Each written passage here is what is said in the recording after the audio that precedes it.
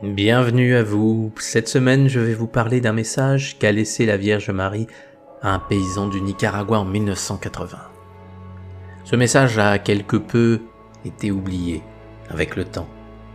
Mais vous allez comprendre en le découvrant qu'il est capital pour les temps à venir. Il est donc très important que vous le connaissiez et que vous en compreniez le sens véritable.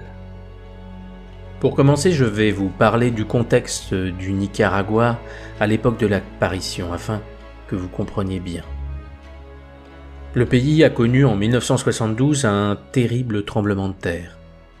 Imaginez, près de 80% des édifices de la capitale sont rasés. Anastasio Somoza Debayle profite de cet événement pour asseoir son pouvoir dictatorial sur le pays.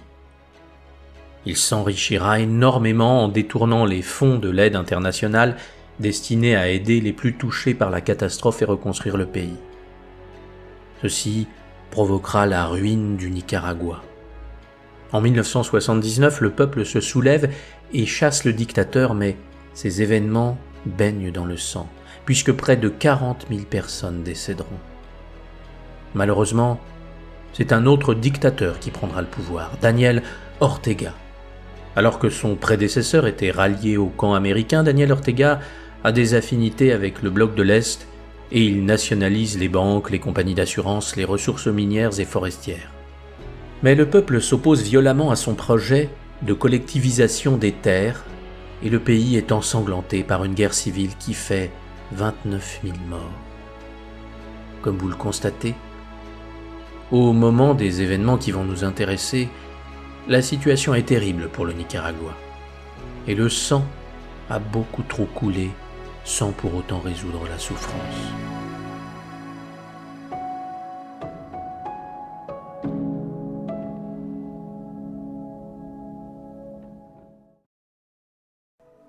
Nous sommes à Cuapa, un petit village dans le département nicaraguayen de Contales, à l'est de Managua, la capitale. Détail qui prend un sens tout à fait particulier, Cuapa est dérivé de Coatl-Pan, qui en langue indigène nahuatl signifie « au-dessus du serpent » ou « celui qui écrase la tête du serpent ». En ce lieu vit Bernardo Martinez, c'est un paysan pieux et humble. Il est très serviable avec tout le monde et aide bénévolement l'église en tant que sacristain. Il n'a jamais vraiment connu d'autre lieu que Cuapa où il est né en 1931. C'est sa grand-mère qui l'élèvera et lui apprendra beaucoup de choses, notamment son éducation religieuse, et elle attisera sa foi. Bernardo aimerait devenir prêtre, mais vu son niveau culturel et sa pauvreté, cela ne pourra pas se réaliser. Il vivra avec sa grand-mère jusqu'à sa mort, le 5 avril 1974. Il a alors 43 ans. Sa grand-mère lui ayant appris à cuisiner, laver les vêtements et faire toutes les tâches domestiques, il se sent autonome et décide de vivre seul. Comme je vous l'ai dit, Bernardo est sacristain à la chapelle de Cuapa et il prend son rôle très au sérieux en voulant toujours agir au mieux. Le 15 avril 1980, il entre dans l'église et découvre la statue de la Vierge tout éclairée. Il pense tout d'abord que c'est une tuile du toit qui doit être cassée et illumine ainsi la statue. Et il se préoccupe tout de suite des réparations, en se demandant comment ils vont pouvoir payer cela, car la chapelle ne possède pas d'argent. Il s'approche donc pour regarder, mais à sa grande stupeur, il n'y a pas de trou dans le toit. La lumière ne vient pas d'un éclairage caché, mais elle émane de la statue. Bernardo est intrigué, et il pense tout de suite que la statue s'est mise à briller car il a dû faire une erreur. Et il se souvient s'être mis en colère contre un Cubain de passage dans le village. En effet, en voyant Bernardo en train de rendre grâce à Dieu dans la rue, le Cubain lui avait dit « Arrêtez de dire ces jérémiades, je vais vous apprendre à qui il faut rendre grâce. Désormais ne remerciez plus Dieu de quoi que ce soit, mais plutôt Fidel Castro de nous donner à manger. » Bernardo s'était alors énervé en lui répondant « Nous ne deviendrons jamais communistes et je rendrai toujours grâce à Dieu. » Peut-être Pensez-vous là que ce n'est pas bien grave, et vous avez sûrement raison. Mais Bernardo, lui, cherchait toujours à faire le mieux possible, et il se sent coupable de ne pas avoir pu faire la paix en lui-même. Alors, dès le lendemain, il décide de faire des excuses à ce cubain. Il l'attend dans la rue et lui demande pardon de s'être emporté comme il l'a fait. Les personnes présentes autour de lui l'interrogent sur son acte, qui leur semble bien étrange. Bernardo leur explique alors que la statue de la Vierge s'est mise à briller la veille. Mais il les supplie de ne rien raconter à personne. Malheureusement, ce fut tout l'inverse. La nouvelle se répandit dans tout le village et Bernardo devint la risée de chacun. Le prêtre de la ville voisine, Huigalpa, finit par apprendre l'incident. Il demanda à voir Bernardo et l'interrogea. « Comment pries-tu, mon fils ?» Bernardo lui expliqua que sa grand-mère lui avait appris à prier la Vierge Marie, et qu'il avait développé un grand amour pour elle et appris à l'aimer. « Elle est l'amour de mon âme, elle a guidé chacun de mes pas depuis ma jeunesse, et grâce à cela depuis l'enfance, mon amour pour elle a toujours demeuré. » Le prêtre est touché par les paroles de Bernardo et prend au sérieux son témoignage. Il lui dit alors de bien continuer ses prières et de demander à Marie ce qu'elle attend du village, si jamais la statue se remet à briller. Contrairement à la majorité qui souhaite que la Vierge leur apparaisse pour pouvoir se sentir mieux ou pour se prévaloir d'une quelconque supériorité, Bernardo prie ainsi. « Très sainte mère, s'il vous plaît, n'attendez rien de moi, j'ai beaucoup de problèmes à l'église. Faites-vous connaître à une autre personne, parce que je veux éviter tout problème, j'en ai déjà beaucoup, je n'en veux pas plus. » Les jours passent et tout le monde oublie cette histoire de statue lumineuse. Pourtant, au fond de lui, Bernardo sentira un changement. Bien que tout le monde se soit moqué de lui, il est content de s'être excusé car cela a évité bien des problèmes. Le 8 mai 1980, Bernardo est triste. En effet, alors qu'il se donne au maximum pour aider en tant que sacristain, il ne reçoit que des remontrances. Il se fait même traiter d'idiot par les membres de sa famille qui lui reprochent d'être pauvre. « Oh, tu travailles comme un bénévole à la sacristie, du coup tu n'as quasiment rien. Regarde ton frère, lui il a un bon travail et gagne bien sa vie. » Il se sent très mal et les mots sont comme des morsures qui le font profondément souffrir. Il ne souhaite que servir le Seigneur du mieux qu'il le peut. Afin de se changer les idées, il se décide d'aller pêcher à la rivière, afin d'être au frais et au calme. Et au contact de la nature et de ce havre de paix, Bernardo oublie tous ses tracas. Soudain, il voit un éclair éblouissant. Il se dit qu'il va sûrement pleuvoir et qu'il serait temps de rentrer. Il commence à marcher sur le chemin de retour, mais il est intrigué. Il n'y a pas de pluie. Le ciel est bleu. Il voit alors à nouveau un éclair et à sa grande stupeur, au milieu de celui-ci, apparaît une dame. Bernardo est ébloui par sa beauté. Elle se tient sur un nuage au-dessus d'un tas de pierres. Elle est couverte d'un voile de couleur pâle avec des bordures brodées d'or. Ses mains sont jointes sur sa poitrine. Bernardo ne bouge plus, il est subjugué. Ce n'est pas qu'il a peur, non, il est tout simplement stupéfait. La dame tend ses bras et il voit des rayons sortir de ses mains et la lumière vient toucher la poitrine de Bernardo. Il ne peut s'empêcher de lui demander « Madame, quel est votre nom ?»« Je suis Marie. »« Mais d'où venez-vous ?»« Je viens du ciel. Je suis la mère de Jésus. » Bernardo se souvient des paroles du prêtre et il demande « Mais qu'est-ce que vous voulez ?»« Je veux qu'on récite le rosaire. Chaque jour, je veux qu'il soit prié de façon permanente, en famille, y compris avec les enfants suffisamment âgés pour comprendre, qu'il soit prié à une heure définie, sans que cela ne perturbe le travail de la maison. Sachez que le Seigneur n'aime pas les prières faites à la hâte ou mécaniquement. C'est pour cela que je vous recommande de prier le rosaire médité avec l'Évangile pour mettre en pratique la parole de Dieu. Aimez-vous les uns les autres, remplissez vos obligations, faites la paix. Ne demandez pas à notre Seigneur la paix, parce que si vous ne la faites pas, il n'y aura pas de paix. Le Nicaragua a beaucoup souffert depuis le tremblement de terre. Il est menacé de plus de souffrance. Il continuera à souffrir si rien ne change. Priez, priez mon fils, le chapelet pour le monde entier. Dites aux croyants et aux non-croyants que le monde est menacé par de graves dangers. Je demande au Seigneur d'apaiser sa justice. Mais si vous ne changez pas, vous hâterez l'arrivée de la Troisième Guerre mondiale. Bernardo lui dit alors : « Madame, je ne veux pas de problème, j'en ai déjà beaucoup à l'église, demandez cela à une autre personne. » Non, parce que notre Seigneur vous a choisi pour vous donner le message. La Vierge lève alors les bras au ciel et le nuage se met à s'élever dans les airs. Dans une colonne de lumière, Marie disparaît devant Bernardo, encore tout ébahi. Il rentre alors chez lui et s'occupe de différents travaux. Mais il a peur de raconter l'histoire. Il se souvient combien on s'était moqué de lui lorsque la statue s'était mise à briller. Alors, il ne dit rien et s'endort.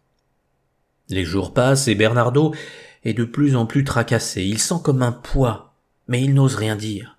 Il essaye de se divertir, va voir des amis, mais rien n'y fait. Cela le trouble tellement qu'il perd du poids, et son entourage lui demande s'il n'est pas malade. 8 jours s'écoulent, nous sommes alors le 16 mai 1980. Bernardo emmène son veau à la rivière afin de le faire boire. Et là, alors que la journée est très ensoleillée, il voit une lumière encore plus grande que le soleil, et un éclair tombe du ciel dans lequel il voit à nouveau la Vierge apparaître. Comme la fois précédente, Marie tend ses mains et des rayons lumineux jaillissent. « Pourquoi n'avez-vous pas dit ce que je vous avais demandé de dire ?»« Madame, c'est que je suis effrayée. J'ai peur d'être ridiculisée par des gens, peur qu'ils se moquent de moi, qu'ils ne me croient pas et qu'ils disent que je suis fou. »« N'ayez pas peur, je vais vous aider. » Puis il y eut un autre éclair et elle disparut. Bernardo réalise à peine tout ce qui vient de se produire. Il reprend conscience de ce qui l'entoure et retrouve son veau en train de boire à la rivière. Il rentre alors à Cuapa. Il se décide à parler aux dames qui s'occupent de la chapelle avec lui. Elles lui disent de ne pas raconter des choses comme cela et de se taire. Mais Bernardo leur répond qu'il obéira à la Vierge et parlera comme elle lui a demandé. Le lendemain, en se levant, il se rend compte que sa peur du ridicule a fait place à un intense bonheur. Plusieurs personnes vont venir le voir et il racontera son histoire avec honnêteté. Certains le croyaient, d'autres non, d'autres encore se moquaient de lui. Mais pour Bernardo, cela n'avait pas d'importance. Il avait tenu parole, il avait été fidèle à Marie. Il finira par rencontrer le prêtre de la ville voisine, Huicallpa. Celui-ci l'écouta attentivement et le questionna sur bien des points afin d'essayer d'en savoir le plus possible. Il lui dira qu'il pouvait parler de tout ce qui s'était passé, mais que s'il voyait la Vierge à nouveau, il ne devrait en parler à personne, sauf à lui. Bernardo retourna sur le lieu de l'apparition afin de prier, mais il ne se passa rien. Pourtant, la nuit, il va faire un rêve où Marie est présente. Elle lève la main droite en indiquant l'espace et dit « Regarde le ciel ». Il voit alors comme un film se dérouler devant ses yeux. Il y a un grand groupe de personnes habillées de blanc qui cheminent vers le soleil levant. Elles sont toutes baignées de lumière et chantent joyeusement. Bernardo les entend, mais il ne comprend pas les paroles. Il pense que c'est une fête céleste, car il règne un tel bonheur et une joie incomparable qu'il n'en a jamais vu dans aucune procession. Leur corps irradie de lumière. Ensuite, il voit un autre groupe. Les gens sont aussi habillés de blanc, mais avec des chapelets lumineux dans les mains. Les grains sont très blancs et projettent des feux multicolores. L'un d'eux avait un grand livre ouvert. Il lisait, et après avoir écouté, tous méditaient en silence.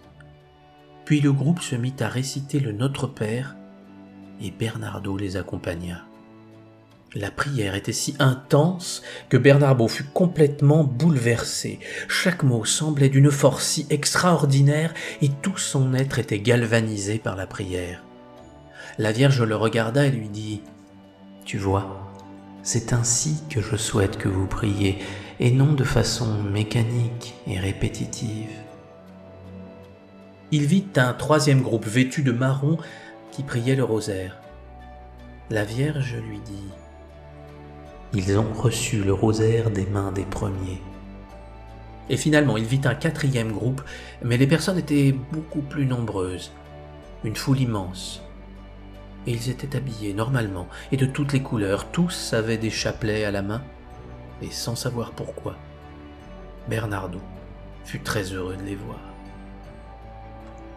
Le 8 juillet 1980, Bernardo se rendit sur le lieu des apparitions, mais cette fois, il n'était plus seul. Une quarantaine de personnes l'accompagnaient. Il y eut de belles prières, ainsi que des chants, mais aucune apparition. Chacun rentra au village, et Bernardo s'endormit. Encore une fois, il fit un rêve très intense.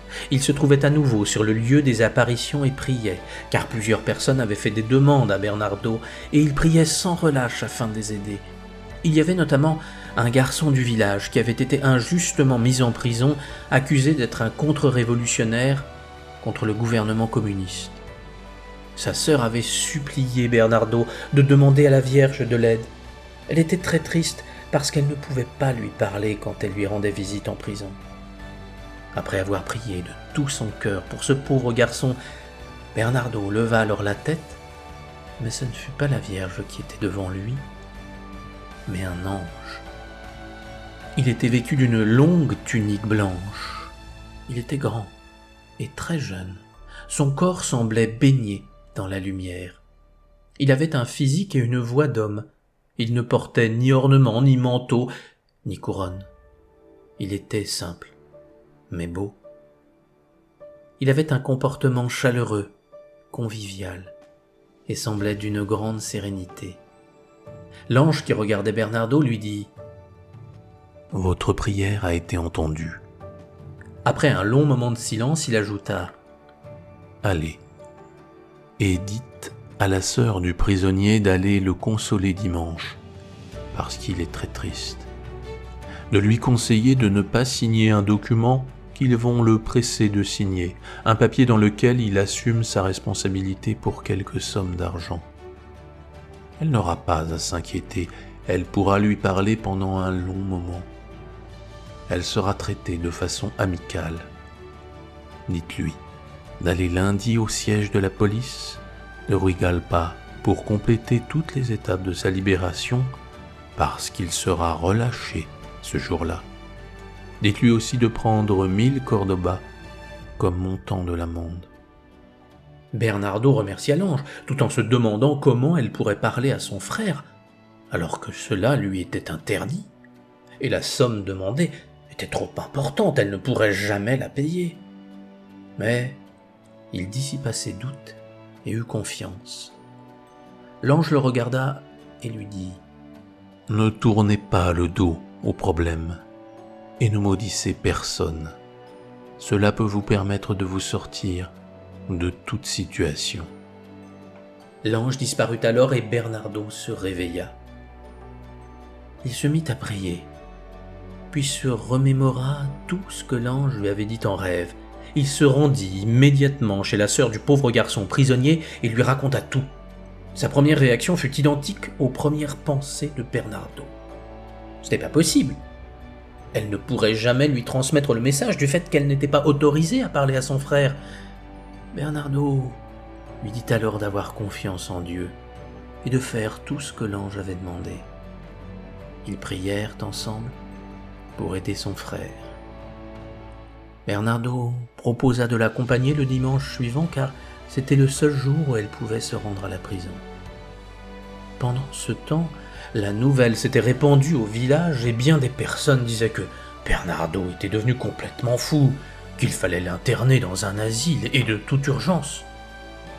Mais il garda la tête haute et accompagna la jeune femme jusqu'à la prison.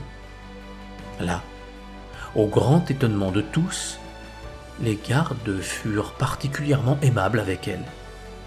Et pour la première fois, ils la laissèrent parler à son frère en toute tranquillité. Celle-ci lui dit immédiatement le message de l'ange. Il ne fallait surtout pas qu'il signe le papier et accepte la somme d'argent. Restait encore le problème de l'amende à payer. Il lui était impossible de trouver en si peu de temps la somme demandée qui était une somme colossale pour elle. Pourtant, elle eut l'idée d'aller voir un prêteur qui demandait toujours de très fortes garanties et des intérêts ahurissants. Mais, à sa grande surprise, il ne lui demanda aucune caution et aucun intérêt. Il lui dit même que, si elle avait besoin de plus, elle pouvait revenir, il l'aiderait. Le lendemain, lundi, elle se rendit au poste de police où son frère était emprisonné. Pendant ce temps, comme l'ange l'avait prédit, il fut demandé à son frère de signer un papier visant à le rendre coupable, mais celui-ci fit comme sa sœur le lui avait dit. Il refusa, net. Il pensait que la police serait en colère contre lui, mais il n'en fut rien. À nouveau, sa sœur fut bien reçue, et il lui fut demandé de payer 1000 cordobas d'amende afin de libérer son frère. C'est ce qu'elle fit. Et alors que la situation aurait pu être catastrophique, tout se régla simplement.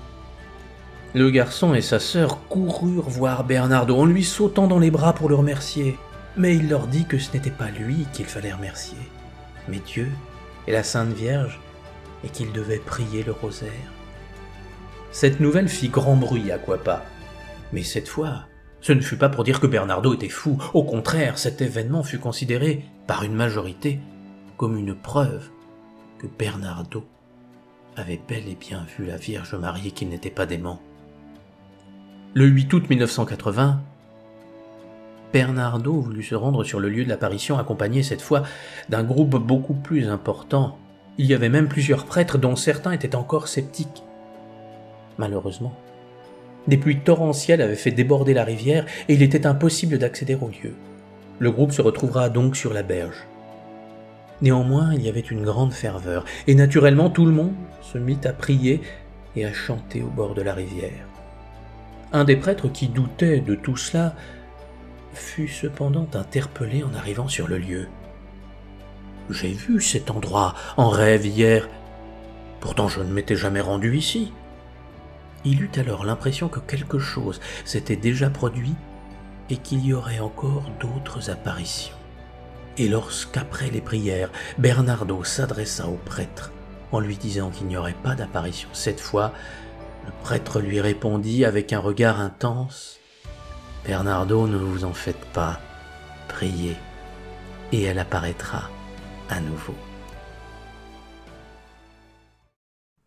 Je ne suis qu'à la moitié du récit des apparitions de Cuapa. Il va encore se produire des événements incroyables. Il y a tellement de choses à dire que je suis obligé de faire une seconde vidéo pour vous parler de la fin de ces apparitions et surtout du message fondamental que la Vierge va laisser à Bernardo Martinez. Étant donné les événements à venir, ce message peut vous aider grandement. La Vierge répondra aussi à la question « Pourquoi ?» n'apparaît-elle pas aux yeux de tous? Et là aussi, vous verrez toute la sagesse de son explication. Alors rendez-vous dans la prochaine vidéo pour connaître la suite. Si jamais vous visionnez mes vidéos en retard, il y a de fortes chances pour que la suite soit déjà sortie. Regardez en description et peut-être que le lien va même s'afficher ici même.